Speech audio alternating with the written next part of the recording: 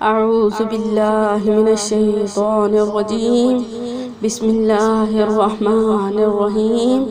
محترم سامعین، السلام علیکم ورحمۃ اللہ وبرکاتہ۔ بارک اللہ فیہا جمیعا۔ تمام دیکھنے اور سننے والوں سے گزارش ہے کہ درود پاک پڑھ لیں، جو کہ تمام کامیابیوں کی دلیل ہے۔ صلو علی الحبیب صلی اللہ تعالی علی محمد صلی اللہ تعالی علیہ وآلہ وسلم۔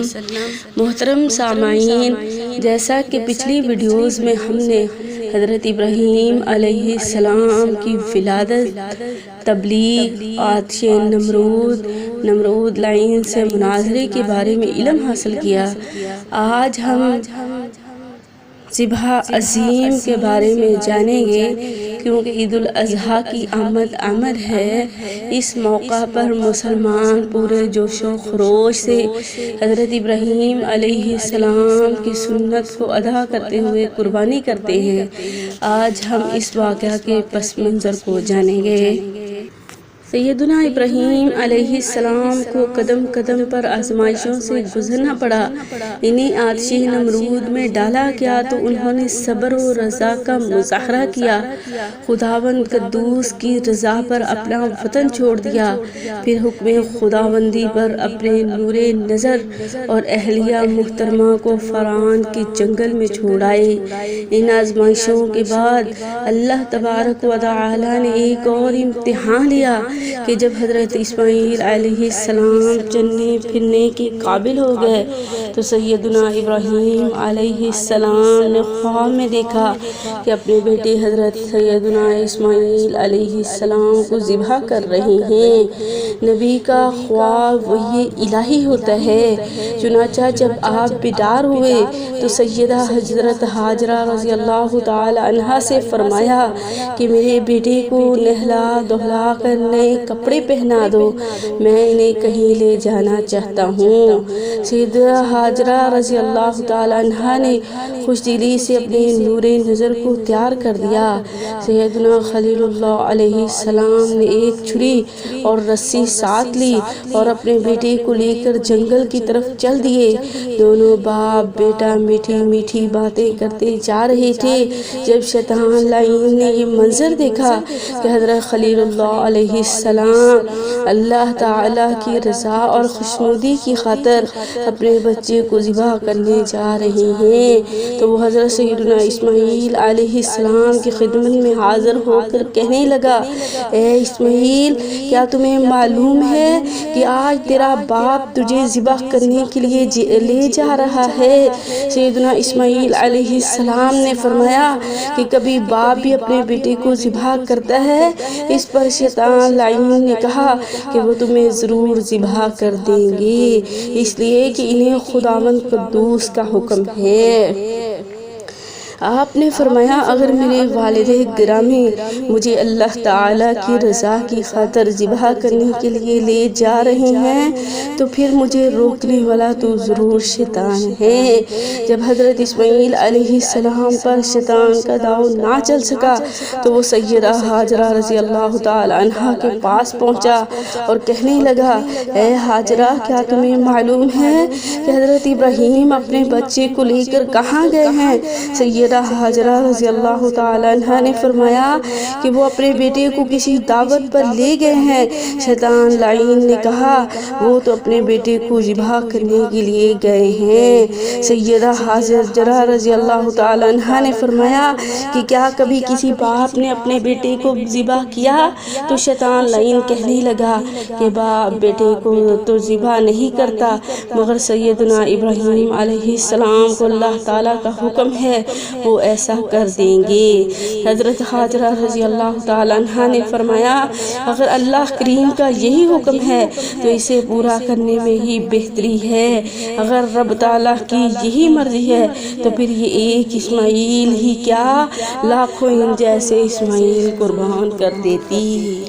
شیطان لعین کا خیال تھا کہ سیدہ ہاجرہ رضی اللہ تعالی عنہا میری بات سن کر حضرت ابراہیم علیہ السلام کے پیچھے دوڑ پڑیں گے، مگر ان کی استقامت کو دیکھ کر شیطان لعین کو خود وہاں سے بھاگنا پڑا۔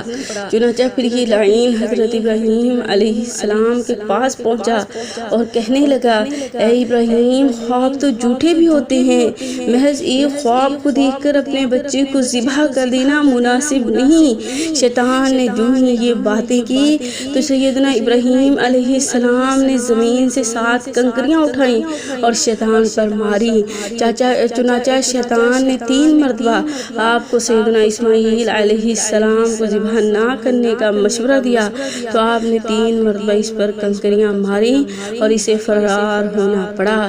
اللہ تبارک و تعالیٰ کو سیدنا ابراہیم علیہ السلام کی ادا اتنی پسند آئی کہ قیامت تک حضرت ابراہیم علیہ السلام کی اس سنت کو حاجیوں پر واجب کر دیا۔ حکومت سعودیہ نے تینوں مقامات پر اینٹوں کے نشانات بنا دیے ہیں جہاں جہاں شیطان نے ابراہیم علیہ السلام کو روکنے کی کوشش کی تھی۔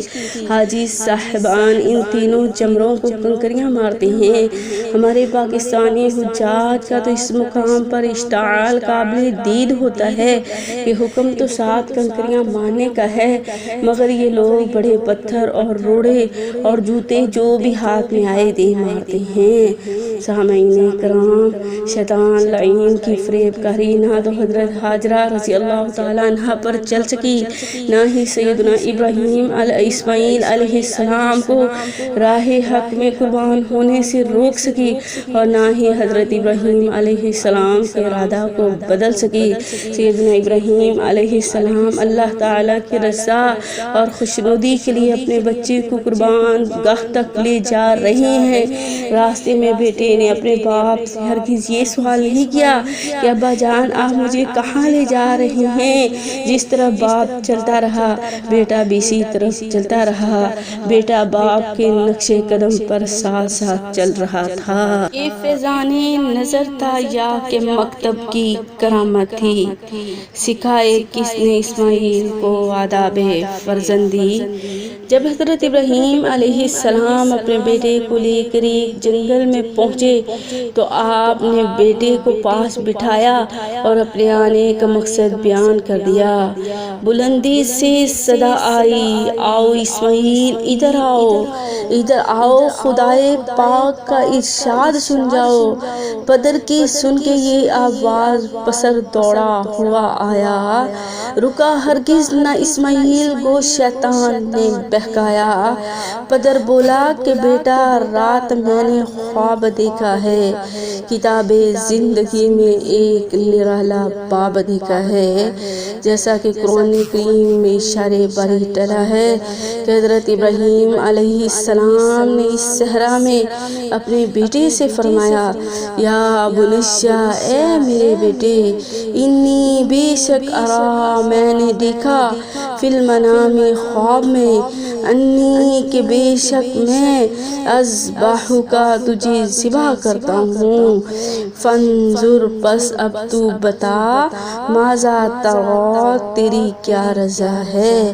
یہ سن کر سیدنا اسماعیل علیہ السلام نے عرض کیا، یا ابت افعل، اے میرے ابا جان کر دیجئے آپ، ماں تو امر جو آپ کو حکم دیا گیا ہے، ستجدنی انشاءاللہ، ستجدنی تم مجھے پاؤ گے، انشاءاللہ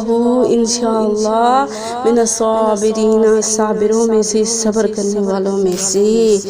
دونوں باپ بیٹا اللہ تعالیٰ کی رضا پر راضی ہو گئے۔ سیدنا ابراہیم علیہ السلام نے چھری ہاتھ میں لی اور بیٹے سے فرمایا کہ اللہ کی راہ میں اپنی گردن بچھا دو۔ سیدنا اسماعیل علیہ السلام نے عرض کیا، ابا جان مجھے ذبح کرنے سے پہلے میری چند باتیں سن لیں، مجھے ذبح کرنے سے پیشتر مجھے اچھی طرح باندھ لیں تاکہ تڑپ نہ سکوں، اپنے لباس کو میری طرف سے سمیٹے رکھنا تاکہ میرا خون اچھل کر آپ کے کپڑے رنگین نہ ہوں اور میرے اجر میں کمی نہ آئے۔ چھری کو اچھی طرح سے تیز فرما لیجئے تاکہ یہ تیزی سے حلق پر چلی جائے اور آپ کو دقت نہ ہو۔ اپنی آنکھوں پر پٹی باندھیں تاکہ شفقت پدری حائل نہ ہو۔ میرے ذبح ہو جانے کے بعد میرا کرتا میری والدہ صاحبہ کو دے دیں۔ حضرت ابراہیم علیہ السلام نے اپنے فرزند دل بند لختے جگر نور نظر کی یہ باتیں سنی تو آنکھیں نم نام ہو گئیں۔ بچے کی پیشانی کو بوسہ دیا اور فرمایا بیٹا تمہاری ان باتوں پر عمل کیا جائے گا۔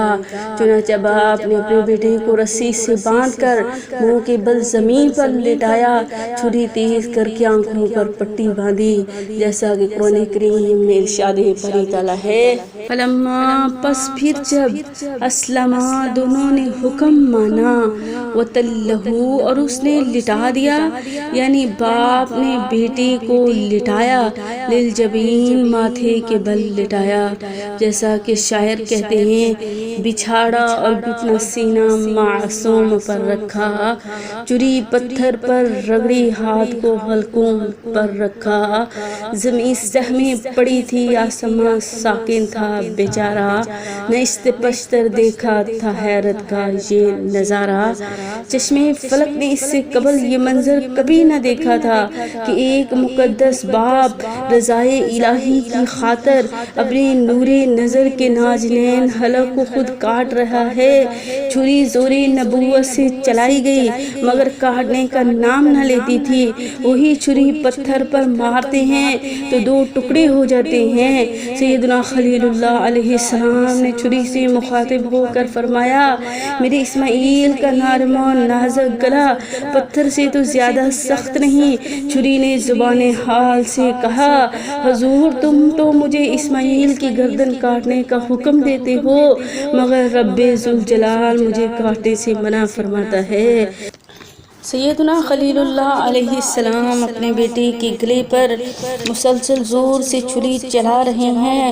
خالق دو جہاں نے اپنے پیارے خلیل کے ارادے کو پا لیا اور فرمایا اے جبرائیل آج میرے خلیل کے جلال کو دیکھو، وہ آج قربانی دیے بغیر واپس نہیں لوٹنا چاہتا، جاؤ جنت سے دمبا لے جاؤ اور میرے اسماعیل کو ہٹا کر اس کی جگہ چھری کے نیچے دمبا رکھ دو۔ چنانچہ جبرائیل علیہ السلام اللہ تعالیٰ کے حکم سے جنت سے دمبا لے گئے اور اسماعیل علیہ السلام کو پیچھے ہٹا کر چھری کے نیچے دمبا رکھ دیا، چھری سے دمبا ذبح ہو گیا۔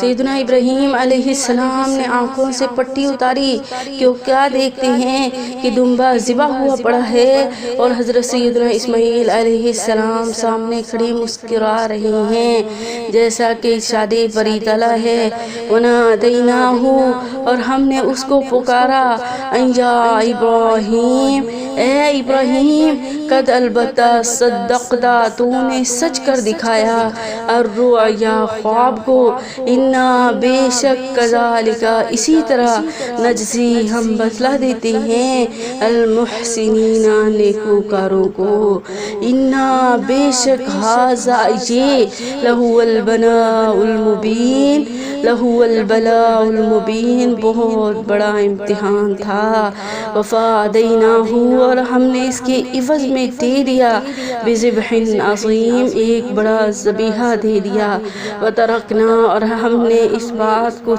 چھوڑ دیا اس کے لیے فی الاخرین پچھلوں میں، بعد میں آنے والوں میں یہ بات ان کے لیے رہنے دی۔